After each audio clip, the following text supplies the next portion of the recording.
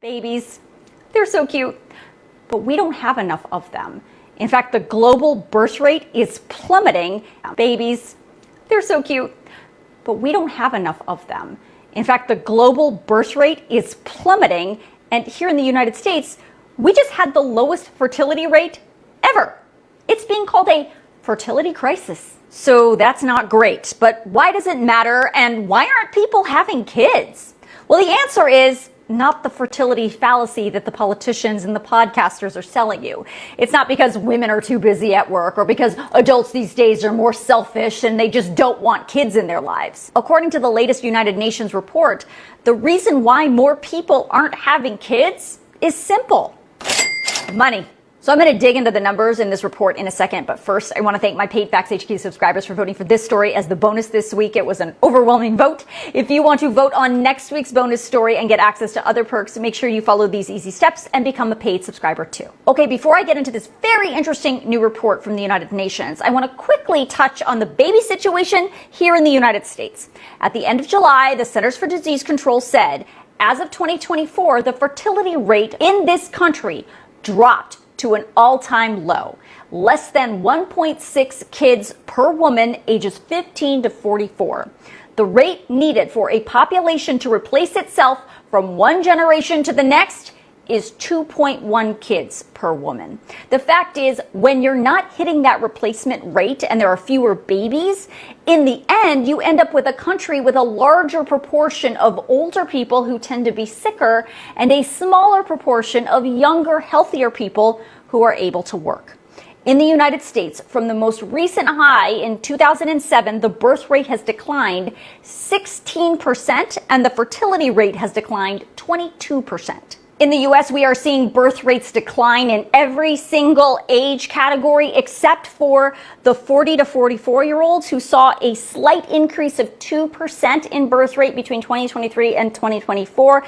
And then I just want to point out the 35 to 39-year-olds are holding it steady between 2023 and 2024. But all the other age ranges, declines. And that is on trend with the fertility rate declines that we have been seeing in this country for about 20 years. And the U.S. isn't alone. This is a chart from the World Bank Group, which keeps track of fertility rates in every country, almost. And you can see the fertility rate just crash and burn. So why is this happening? Well, the United Nations puts out the State of the World Population Report every single year.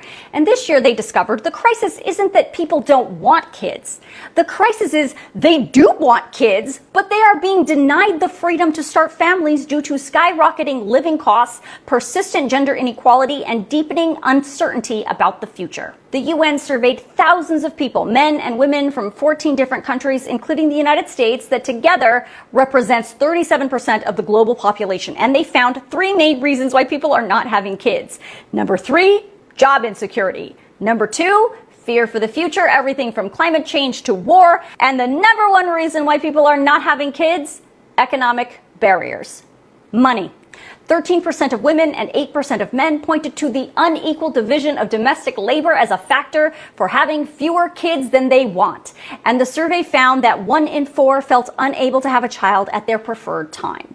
So how does this get fixed? Well, I'm going to tell you what the UN report suggests in a second, but lots of countries are experiencing this lack of babies, so they're pushing all kinds of baby boom schemes.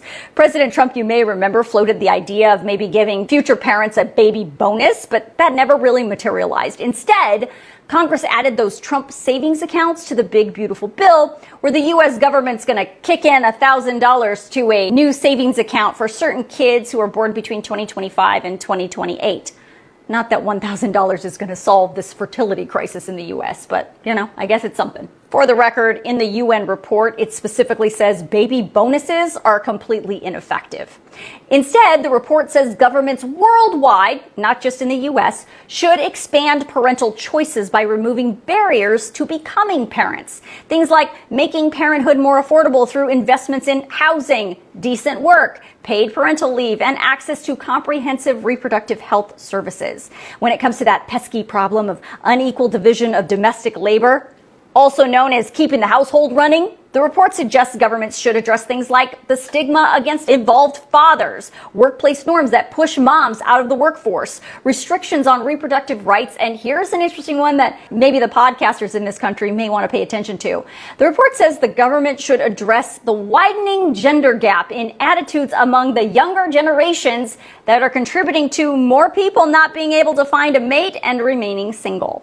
So if you want to read this interesting report from the United Nations for yourself, I'm going to email it out to you in my next Facts HQ email, so make sure you sign yourself up. Babies,